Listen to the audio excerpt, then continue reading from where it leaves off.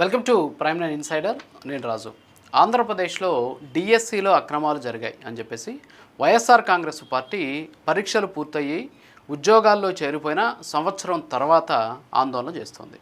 ఇందులో డిఎస్సిలో అక్రమాలు జరిగాయి. తొలుత ఏమన్నారంటే పేపర్ లీక్ అయిందన్నారు. ఆ తర్వాత కొంతమంది మెరిట్లో ఉన్నటువంటి అభ్యర్థులు పేపర్ లీక్ చేసి మెరిట్లో సాధించారు, అందుకని వాళ్ళ పేర్లు పక్కన పెట్టారన్నారు. కొద్ది రోజుల తర్వాత ఉద్యోగాలు అమ్ముకున్నారు అన్నారు. ఆ తర్వాత స్పోర్ట్స్ కోటాలో ఇష్టానుసారంగా ఉద్యోగాలు ఇచ్చేశారని చెప్పారు. కానీ ఏ ఒక్కటి కూడా నిరూపించలేకపోయారు. టెట్ రాయకుండానే ఏదైతే టీచర్ ట్రైనింగ్కి సంబంధించి టీచింగ్కి సంబంధించినటువంటి టీచర్ పోస్టులు ఇచ్చేశారు అని చెప్పి రకరకాలైనటువంటి అంశాలను కూడా మాట్లాడారు. అయితే ఇవాళ మార్నింగ్ నా డిబేట్లో వైఎస్ఆర్ కాంగ్రెస్ పార్టీకి సంబంధించినటువంటి అధికార ప్రతినిధి శేఖర్ రెడ్డి గారు హాజరయ్యారు. ఆయన మాట్లాడుతూ ఒక డాక్యుమెంట్ని బయటపెట్టారు. ఏంటి ఆ డాక్యుమెంట్ అంటే, ఒక వ్యక్తికి కనీసం బీపీడీ యూజీడీపీ కూడా లేకుండా అతనికి పీఈటీ పోస్ట్ ఇచ్చారు. సో ఎలా ఇస్తారు అనేటటువంటి దాని మీద ఆయన బయటపెట్టినటువంటి పరిస్థితి. అయితే ఇక్కడ ఏంటంటే, వాస్తవంగా ప్రభుత్వం ప్రతిదీ కూడా జీవోలో, అలాగే అక్కడ ఉన్నటువంటి స్పోర్ట్స్ కోటాకి సంబంధించినటువంటి నోటిఫికేషన్లో, దీంతో పాటు డిఎస్సి నోటిఫికేషన్లో ప్రతి అంశాన్ని చాలా కూలంకషంగా పెట్టడం జరిగింది. ఏ ప్రాతిపదికన ఉద్యోగాలు ఇస్తారు, ఉద్యోగాలు ఇచ్చేటటువంటి సందర్భంలో రిజర్వేషన్లు ఎలా ఉంటాయి, వర్టికల్ రిజర్వేషన్ అంటే ఏంటి, హారిజంటల్ రిజర్వేషన్ అంటే ఏంటి, అలాగే ఏ ఏ జిల్లాలో ఎన్నెన్ని పోస్టులు ఖాళీగా ఉన్నాయి, ఆ పోస్టులకు సంబంధించినటువంటి వచ్చేటటువంటి రోస్టర్ పాయింట్స్ ఏంటి. సో ఇవన్నీ కూడా చాలా స్పష్టంగా అందులో పెట్టినటువంటి పరిస్థితి. కానీ అభ్యర్థులందరూ కూడా నోటిఫికేషన్కి లోబడి పరీక్షలు రాయాల్సి ఉంటుంది. సో నోటిఫికేషన్లు ఈ అంశాలన్నీ కూడా ఉన్నాయి. సో ఇవన్నీ కూడా చదువుకున్న తర్వాత అభ్యర్థులు పరీక్షలు రాస్తారు. సో నిజంగా వాళ్ళకి అభ్యంతరం ఉంటే అప్పట్లోనే దీని మీద ఒక స్థాయిలో ఆందోళన చేసి ఉండొచ్చు. లేకపోతే వైఎస్ఆర్ కాంగ్రెస్ పార్టీలో ఇప్పుడు ఎవరైతే వచ్చి మాట్లాడుతున్నటువంటి మేధావులు ఉన్నారో వాళ్ళు ఆ రోజు అసలు డిఎస్సి నోటిఫికేషనే రాంగ్ అని చెప్పేసి ఆ రోజు ప్రశ్నించి ఉండొచ్చు. 2% ఉన్నటువంటి స్పోర్ట్స్ కోటాని 3% పెంచినప్పుడే ఆందోళన చేసి ఉండొచ్చు. అలాగే డిఎస్సి రాయకుండా దాదాపు 382 ఉద్యోగాలు అంటే 421 ఉద్యోగాలు ఇస్తామని చెప్పేసి నోటిఫికేషన్ ఇచ్చినప్పుడే దాని మీద ఆందోళన చేసి దాన్ని ఆపి ఉండొచ్చు. కానీ అవి ఏమీ కూడా చేయలేదు. ఎందుకంటే అవి ఏ ప్రాతిపదికన చేస్తున్నారు అనేటటువంటి అవగాహన లేకపోవడం.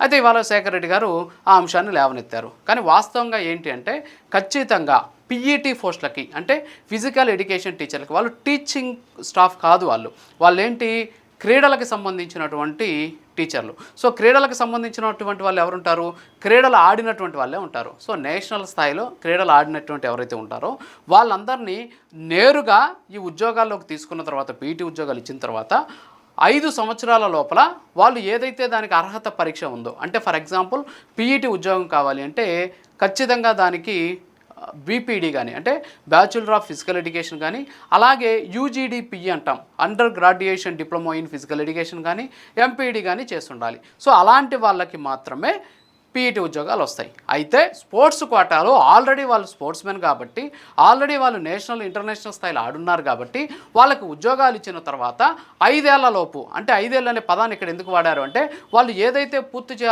చేయాల్సినటువంటి కోర్సు ఏదైతే ఉందో ఆ కోర్సు పూర్తి చేయడానికి పట్టే టైంతో పాటు అదనంగా 2 సంవత్సరాలు ఇస్తారు. ఫర్ ఎగ్జాంపుల్ బీపీడీ ఉంది, అది 2 ఏళ్ళు 3 ఏళ్ళు చేస్తారు, దానికి అదనంగా ఇంకొక 2 ఏళ్ళు, అంటే ఓవరాల్గా 5 సంవత్సరాలు అనేది ఒక టైం పీరియడ్ పెట్టి ఈ లోపల ఆ పరీక్ష పాస్ అవ్వాలి అని చెప్పేసి చాలా స్పష్టంగా జివోలో చెప్పడం జరిగింది. ఇక్కడ దొడ్డిదారును ఎక్కడ పెట్టారు, జివోలో లేకుండా, నిబంధన లేకుండా, ఏదైతే వాళ్ళు ఇచ్చినటువంటి నోటిఫికేషన్ అంశం లేకుండా ఉద్యోగాలు భర్తీ చేస్తుంటే ఎస్ నారా లోకేష్ రాజీనామా చేయాల్సిందని చెప్పేసి ప్రతి ఒక్కరు కూడా డిమాండ్ చేయాలి. కానీ చాలా స్పష్టంగా అందులో చెప్పడం జరిగింది, జివోలో స్పష్టంగా ఉంది, ఖచ్చితంగా పీఈటీకి సంబంధించినటువంటి ఉద్యోగాలు భర్తీ చేసేటటువంటి క్రమంలో ఎవరైతే నేషనల్ ఇంటర్నేషనల్ స్థాయి క్రీడాకారులు ఉంటారో వాళ్ళు ఈ ఉద్యోగాలు పొందిన తర్వాత 5 సంవత్సరాల లోపల ఏదైతే దానికి అవసరమైనటువంటి పరీక్షలు పూర్తి చేయాలి అని చాలా స్పష్టంగా ఇవ్వడం జరిగింది.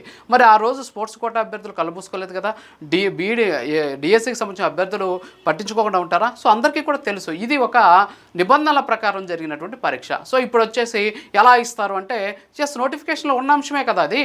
ఇప్పుడు ఫర్ ఎగ్జాంపుల్ ముఖ్యమంత్రులుగా అయ్యారు. గతంలో పశ్చిమ బెంగాల్ ముఖ్యమంత్రి మమతా బెనర్జీ ఆమె ఎమ్మెల్యేగా కాకుండా ముఖ్యమంత్రి అయిపోయారు కదా. ముందు మీరు ముఖ్యమంత్రి అయిపోయింది, లేకపోతే మంత్రులు అయిపోయింది, 6 నెలల తర్వాత ఎమ్మెల్యేగా గెలవండి అని చెప్తున్నారు కదా. మరి రాజకీయాలకు వర్తించినప్పుడు క్రీడాకారులకి ఉద్యోగాలు ఇచ్చేటువంటి సందర్భంలో వాళ్ళు క్రీడల మీద ఫోకస్ పెట్టి ఉంటారు, చదువు మీద కంటే. మరి అలాంటి వాళ్ళకి రిలాక్సేషన్ ఇస్తే తప్పేంటి, వచ్చిన నష్టం ఏంటి? అక్కడ ఎవరైనా సరే ప్రతిభ కలిగినటువంటి క్రీడాకారులకు అన్యాయం జరుగుతుంటే మీరు ప్రశ్నించండి స్పోర్ట్స్ కోటాలో. అవేమీ లేవు కదా. ఒక్కరు కూడా వచ్చి చెప్పట్లేదు కదా, అయ్యా నేను స్పోర్ట్స్ కోటాలో నేను క్రీడా ప్రతిభ కలిగినటువంటి వాడిని నన్ను పక్కన పెట్టి వేరే వాళ్ళకి ఇచ్చారంటే ఎస్, మీరు అడిగే ప్రశ్నకి సమాధానం దొరుకుతుంది. అంతేగాని నోటిఫికేషన్లో ఉన్నటువంటి అంశాన్ని ఇది ఎలా ఇస్తారని క్వశ్చన్ చేస్తే మరి నోటిఫికేషన్ ఇచ్చింది అందుకు కదా, ఒకటి రాసుకుంటాం విధి విధానాలు అని ఉంటాయి, ఆ విధి విధానాలు ఫాలో అవ్వడానికే నోటిఫికేషన్ జీవోలు ఉంటాయి. మరి ఆ జీవోలో చాలా స్పష్టంగా ఉన్నటువంటి పరిస్థితి. సరే, ఆంధ్రప్రదేశ్లోనే ఎందుకు అలా ఉందంటే ఆంధ్రప్రదేశ్లో మాత్రం లేదు, భారతదేశ వ్యాప్తంగా పీఈటీ పోస్టులని భర్తీ చేసేటటువంటి క్రమంలో అనేక రాష్ట్రాలు ఈ పద్ధతిని అవలంబిస్తున్నాయి. చిన్న ఎగ్జాంపుల్ చెప్తాను. హర్యానాకి సంబంధించి Haryana out standing sports person service rules 2021 అనేసి ఒక జివో ఉంది. అందులో ఏంటంటే ఒక గెజిటే ఉంది. ఆ గెజిట్లో రూల్ నెంబర్ 8/3లో పేజ్ నెంబర్ 21లో చాలా స్పష్టంగా చెప్పడం జరిగింది. ఎవరైతే పీఈటీలుగా ఉద్యోగాలకి అప్లై చేస్తారో స్పోర్ట్స్ కోటాలో వాళ్ళకి బీపీఈడి అలాగే యూజీడీపీ అవసరం లేదు.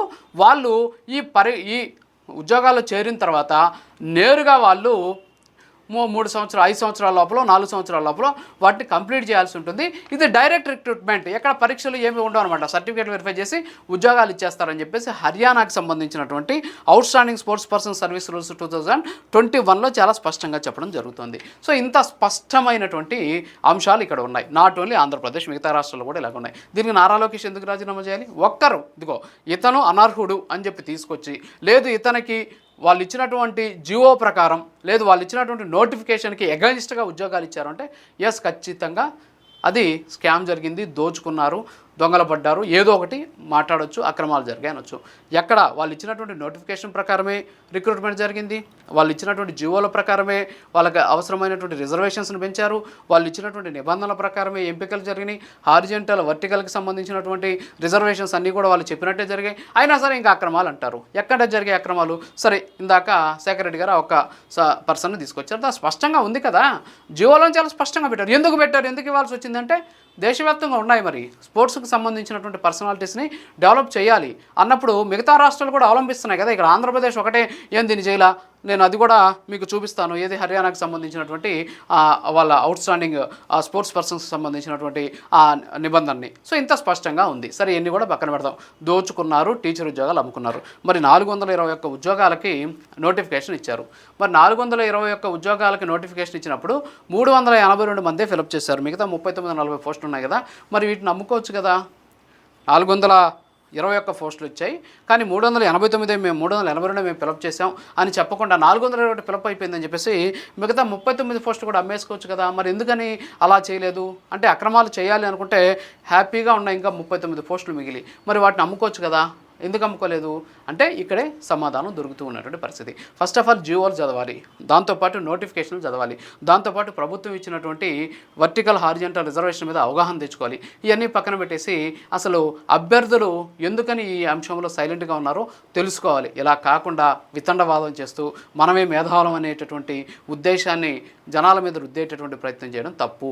ఎస్, మీకు అభ్యంతరం ఉంటే ఆ రోజే చెప్పాలి. ఇదిగోండి ఇక్కడ వీళ్ళకి విద్యార్హత లేకుండానే జియో ఇచ్చారు, సో జియో ఇచ్చిన తర్వాత ఉద్యోగం వచ్చిన తర్వాత 5 ఏళ్ల తర్వాత వీళ్ళు విద్యార్హత సాధించాలంట, ఇది ఎక్కడ విడ్డూరం అమ్మ అని చెప్పేసి ఆ రోజు మాట్లాడి ఉండాల్సింది. దానికి కూడా సమాధానం ఉంది. నేను చూపించే హర్యానాకి సంబంధించినటువంటి వాళ్ళ సర్వీస్ రూల్స్ చాలా స్పష్టంగా ఉన్నాయి. నాట్ ఓన్లీ హర్యానా, ఒడిశాలో కూడా అలాంటి పరిస్థితే ఉంది, మిగతా రాష్ట్రాల్లో రాజస్థాన్లో కూడా అలాంటి పరిస్థితే ఉంది. సో మిగతా రాష్ట్రాల్లో కూడా ఇలాంటి సిచ్యువేషన్లోనే అక్కడ ఫిజికల్ ఎడ్యుకేషన్ టీచర్లు కావచ్చు, జూనియర్ కోచ్లు కావచ్చు, సీనియర్ కోచ్లు కావచ్చు, అంతేకాకుండా స్పోర్ట్స్ పర్సనాలిటీస్కి సంబంధించినటువంటి ఉద్యోగాలు ఇస్తూ ఉంటారు.